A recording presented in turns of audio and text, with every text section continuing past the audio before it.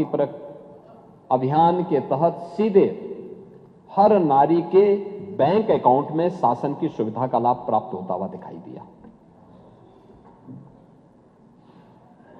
दूसरा, जब 2014 में 2 अक्टूबर 2014 में प्रधानमंत्री मोदी जी ने स्वच्छ भारत अभियान प्रारंभ किया था। स्वच्छ भारत अभियान के अंतर्गत सामान्य गांव हो, कस्बा हो, मोहल्ला हो, इन सबके सामूहिक रूप से स्वच्छता के कार्यक्रम के साथ जुड़ने के साथ हर घर शौचालय का भी एक बड़े कार्यक्रम को आगे बढ़ाया था। समाजवादी पार्टी ने तब भी विरोध किया था। याद करिए, उत्तर प्रदेश में बनने थे 2 करोड़ 61 लाख शौचालय। पहले 2.5 वर्ष में समाजवादी पार्टी की सरकार के समय 40 से 41 लाख शौचालय ही बन पाए थे, पहले 2.5 वर्ष में। और 2017 में जब डबल इंजन की एनडीए की सरकार यूपी में आई, हम लोगों ने अगले 1.5 वर्ष के अंदर 2 करोड़ से अधिक शौचालय बनाए थे प्रदेश में। 2 करोड़ से अधिक शौचालय। देश भर में 12 करोड़ शौचालय बने।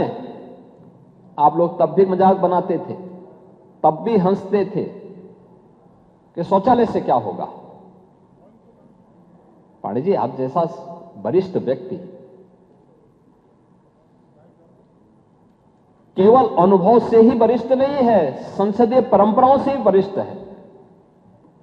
आप लोग अपने को सोशलिस्ट कहते हैं, लेकिन आधी आबादी की प्रगति और उनकी गरिमा के सम्मान की रक्षा के लिए कभी संवेदनशील नहीं दिखाई देते। ये जो शौचालय थे, केवल शौचालय नहीं थे, ये शौचालय नारी गरिमा के प्रतीक भी थे, गांव की स्वच्छता के प्रतीक भी थे, मोहल्लों की स्वच्छता के प्रतीक भी थे, और बीमारियों को समाधान और उन्मूलन की भी महत्वपूर्ण पहल थी। इंसेफ्लाइटिस की बीमारी आपके जनपद में तो सर्वाधिक होती थी। आप लोग कुछ नहीं कर पाए, और मैं कह सकता हूं, डबल इंजन की बीजेपी की सरकार आई, एनडीए की सरकार आई, आज इंसेफ्लाइटिस से कोई मौत उत्तर प्रदेश के अंदर नहीं होती है। ये हमने उन मासूम बच्चों को ही बचाया है। नारी गरिमा की रक्षा भी हुई, नहीं तो होता क्या था? होता क्या था फिर? गांव में आप पैदल नहीं चल सकते थे, महिलाएं बीमार होती थी।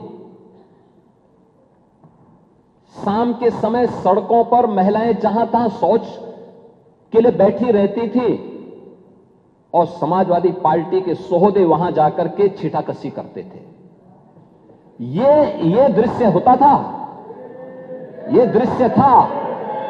लेकिन आधी आबादी की गरिमा की रक्षा करने के साथ साथ उनके स्वास्थ्य के लिए और भावी पीढ़ी के भविष्य को उज्जवल बनाने के लिए, उनकी सुरक्षा के लिए प्रधानमंत्री मोदी जी ने स्वच्छ भारत अभियान के माध्यम से वो व्यवस्था दिलाई। हर घर, पांडे जी प्रस्ताव में आ रहा हूं ना, प्रस्ताव में रखूंगा उसी पे। अभी जब मैं उस पे आऊंगा फिर प्रस्ताव रखूंगा मैं। अभी उसकी भूमिका तैयार कर रहे हैं जिसका आप विरोध कर रहे थे। जिसका आप विरोध कर रहे हैं उसी की मैं भूमिका तैयार कर रहा हूं। नहीं, मैं वही आ रहा हूं ना, मैं वही आ रहा हूं। आप लोग देखिए, वही तो मैं कह रहा है। आप लोगों के आचरण को देख करके गिरगिट भी संकुचा जाएगा कि कौन आ गया है ये, कि ये संसद में आचरण कैसा और यहां आचरण कैसा, वह भी संकुचा जाएगा। कैसे रंग बदला जाता है। यानी दिल्ली से लखनऊ पहुंचते पहुंचते जब आधी आबादी के आक्रोश को झेलना पड़ रहा है, अब यहां पर रंग बदल गए। अब कह रहे हैं 33% आरक्षण होना चाहिए। सदन में विरोध क्यों किए? क्यों सदन में विरोध किए? और इसीलिए मैं कह रहा हूं, इसी प्रकार से आधी आबादी को देखिए, पहली बार आवास की सुविधा का लाभ भारत के अंदर 4 करोड़ गरीबों को प्रधानमंत्री आवास योजना का लाभ मिला है। पूरे देश के अंदर उत्तर प्रदेश के अंदर 65 लाख गरीबों को एक एक आवास मिला है, एक एक लाभ मिला है। एक एक आवास का लाभ 65 लाख परिवारों को उत्तर प्रदेश के अंदर मिला है। और 65 लाख परिवारों को अगर आप देखें प्रधानमंत्री आवास योजना के पहले 1.5 वर्ष में, यानी समाजवादी पार्टी की 2.5 वर्ष तक सरकार थी, 2.5 वर्ष में प्रधानमंत्री आवास योजना में एक भी आवास आप नहीं बना पाए, बल्कि भारत सरकार के प्रस्ताव का विरोध करते रहे। ये डबल इंजन की एनडीए की सरकार आई, हम लोगों ने आने के बाद पिछले 9 वर्ष में 65 लाख गरीबों के लिए आवास बनाए हैं और उन तबकों को भी आवास उपलब्ध करवाया है जिनके पास कोई आसरा नहीं था। और इनमें से ज्यादातर आवास महिला लाभार्थी के नाम से है, यानी महिला भी लाभार्थी हो सकती है और उसके नाम पे आवास हो सकता है। ये भी सुविधा उपलब्ध करवाई है, ये भी उनको सुविधा भी उपलब्ध करवाई।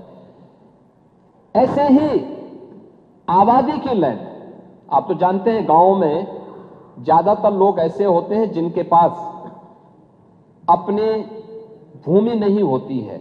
ग्राम पंचायत आबादी की लैंड में उसको आवंटित करती है, पट्टा देती है, वो उसी पे अपना मकान बनाता है, लेकिन उसका मालिकाना अधिकार उसके पास नहीं होता है, कागज नहीं होता था।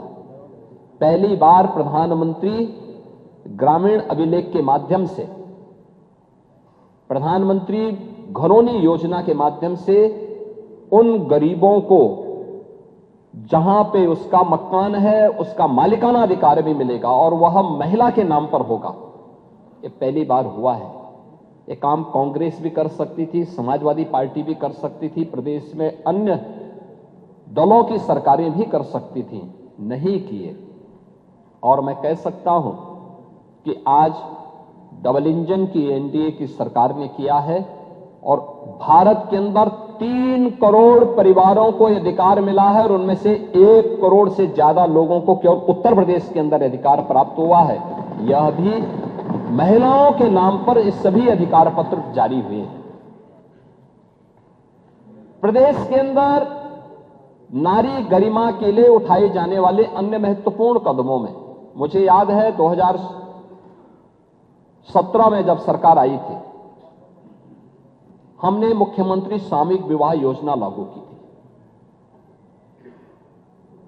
मुख्यमंत्री सामूहिक विवाह योजना, एक गरीब परिवार बेटी की शादी के लिए चिंतित न हो,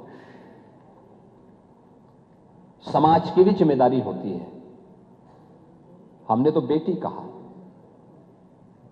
हमने उसको भाजपा सपा में, भाजपा कांग्रेस में या दलों में नहीं बांटा था, जाति में नहीं बांटा था।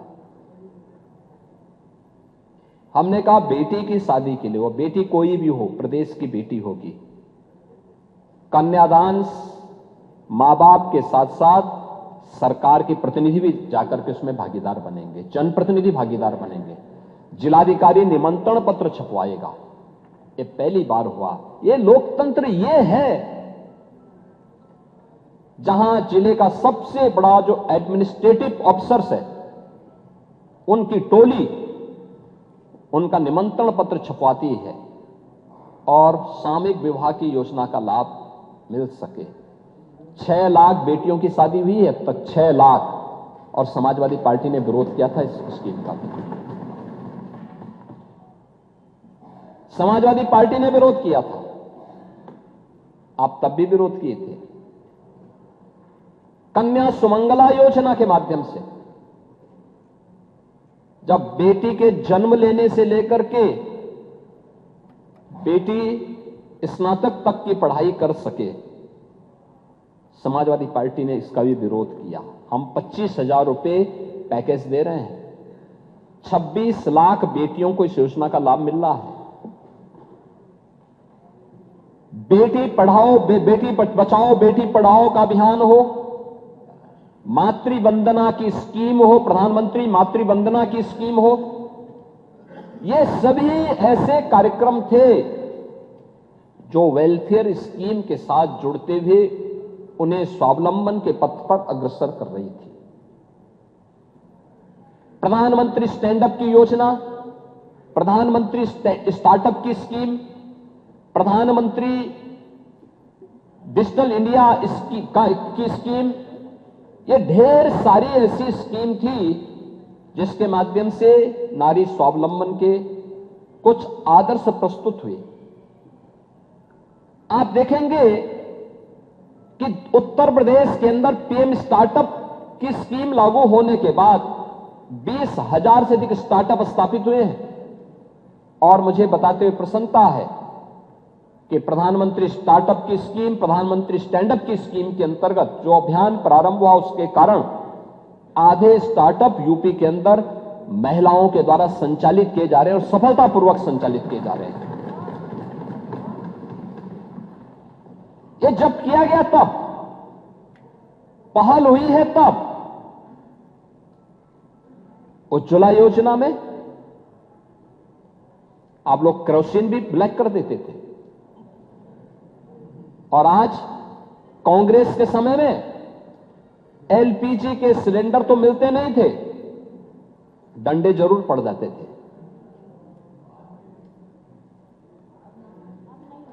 पांडे जी, आप सच्चाई स्वीकार कर, कम से कम इस उम्र में तो सच्चाई स्वीकार कर लेना चाहिए। उम्र का ध्यान रखें।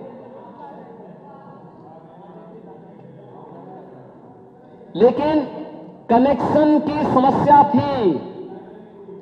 बेटी की शादी है, किसी परिवार को इच्छा होती थी कि बेटी को मैं एक सिलेंडर दूं, कांग्रेस की सरकार नहीं देने देती थी। समाजवादी पार्टी डंडा मारती थी, और बाकी तो जो होना था सब होता था। आप देखे होंगे देश के अंदर 10 करोड़ महिलाओं को एलपीजी के फ्री में कनेक्शन उपलब्ध करवाए गए। 10 करोड़, जो कांग्रेस की सरकार में 25,000 से लेकर 50,000 में ब्लैक होते थे। इंडी गठबंधन की सरकार में, यूपीए की सरकार थी, उसी का नया रूप इन्होंने, गिरगिट की तरह जो रंग बदलते हैं ना, यूपीए से जब देखा कि अब यूपीए से काम नहीं चलेगा तो उसको इंडी गठबंधन कर दिया। इंडी गठबंधन की सरकार उस समय जो यूपीए के नाम पर थी, उस समय 25,000 से लेकर 50,000 में बिकता था, और फ्री में मोदी जी ने 10 करोड़ महिलाओं को रसोई गैस के सिलेंडर उपलब्ध करवाए। देश के अंदर 50 करोड़ महिलाओं को 5 लाख रुपए का आयुष्मान भारत की सुविधा का लाभ भी मोदी जी ने दिया, और 80 करोड़ लोग फ्री में राशन की सुविधा का लाभ प्राप्त कर रहे हैं। यह वेलफेयर की वे स्कीम है